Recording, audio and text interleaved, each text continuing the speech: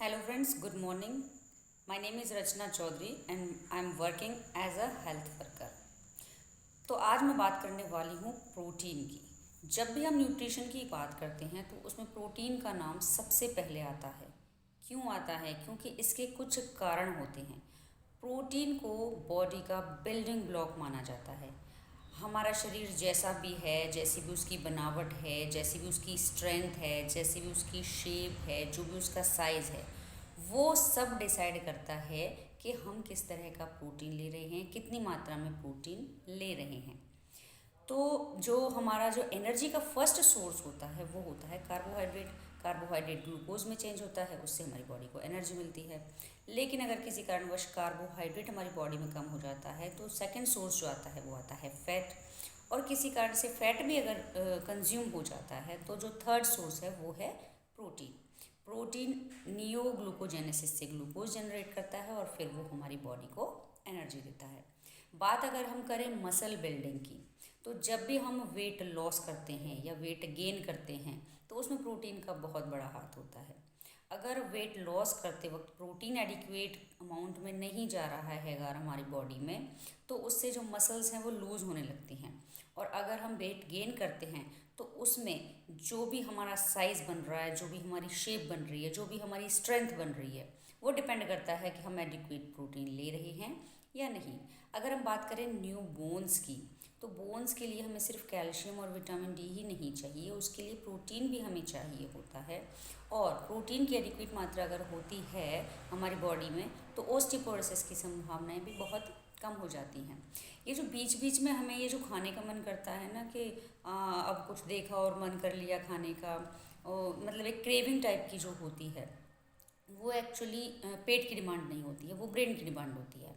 तो अगर हमारी डाइट में प्रॉपर प्रोटीन है तो हमें ये जो क्रेविंग्स हैं ये नहीं होती। खासकर जैसे रात में कभी हमारा मन कर जाता है, फ्रिज खोल लिया हमने तो चलो कुछ खा लेते हैं, वो चीज़ें जो क्रेविंग्स होती हैं वो हमारी बहुत ही कम हो जाती है।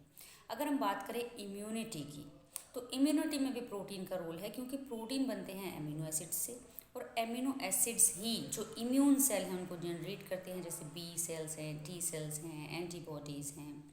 अगर हम बात करें बॉडी की, किसी चोट लग जाए, कोई घाव हो जाए तो उसके रिपेयरिंग की, तो रिपेयरिंग में भी प्रोटीन जो है बहुत ही हेल्पफुल होता है। ये हमारी रिपेयरिंग प्रोसेस को बहुत तेज़ कर देता है। अब हम बात करें मेटाबॉलिज्म की। मेटाबॉलिज्म रेट अगर हमारी फास्ट होती है तो हमें ओबेसिटी नहीं होती है और जो हमारा खाना है वो पूरी तरह से अच्छे से पच जाता है। वहीं अगर मेटाबॉलिज्म की रेट लो होती है तो हमें ओबेसिटी की शिकायत भी होने लगती है। बात करें हम मिनरल्स और विटामिन्स की सप्लाई की, तो जो प्रोटीन होता है वो हमारी वेसल्स में ब्लड के साथ बहता है और अपने साथ ये minerals, vitamins, sugar, cholesterol, even oxygen, ये सारी चीज़ें भी लेकर जाता है, तो एक सप्लाई का भी काम करता है। अब हम बात करें कि हम प्रोटीन ले कैसे सकते हैं। प्रोटीन हम नॉन वेज से भी ले सकते हैं और वेज से भी ले सकते हैं। रेड मीट है, चिकन है, और अगर हम वेज में जाते हैं तो एग्स हैं। और अगर लेकिन इनसे भी या फिर दूध के जो बने मटेरियल्स होते हैं, पनीर है, छेना है, लेकिन इनसे भी जो अच्छा प्रोटीन माना जाता है वो माना जाता है प्लांट प्रोटीन, जैसे बीन्स हैं, लेग्यूम्स हैं। इन सब में जो प्रोटीन होता है ना वो एकदम ओरिजिनल, एकदम प्योर होता है। और सबसे बड़ी बात है कि हमारी बॉडी में पूरी तरह से एब्सॉर्ब हो जाता है। अब होता ये है कि ये चीज़ें हम कहीं ना कहीं डाइट में मिस कर जाते हैं, ले नहीं पाते हैं। तो एक ऐसा इजी सोर्स हमारे पास क्या होना चाहिए कि प्रोटीन एडिक्वेट अमाउंट में हमारी बॉडी में चला जाए और वो हमारा रूटीन का एक पार्ट बन जाए। तो इसके लिए हम यूज़ करते हैं न्यूट्रिशन सप्लीमेंट, जो कि प्लांट बेस्ड है। और इसकी सबसे बड़ी बात ये होती है कि इसका एबगार स्कोर 1 होता है। इट मीन्स हम जितना इस प्रोटीन को ले रहे हैं, टेक कर रहे हैं, वो 90 to 95% हमारी बॉडी में एब्जॉर्व हो जाता है। और जो 5 to 10% उसमें जो चीज़ें हैं वो वही हैं जो उस एब्जॉर्प्शन में हमारी हेल्प करती हैं।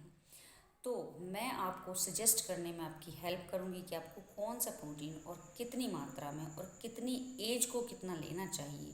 तो उसके लिए आप मेरे कमेंट सेक्शन में अपना फ़ोन नंबर और आपकी जो भी प्रॉब्लम है वो डाल सकते हैं। मेरी तरफ से जल्दी आपको रिप्लाई आएगा। Thank you so much. Again I am Rachna Chaudhary, working as a health worker.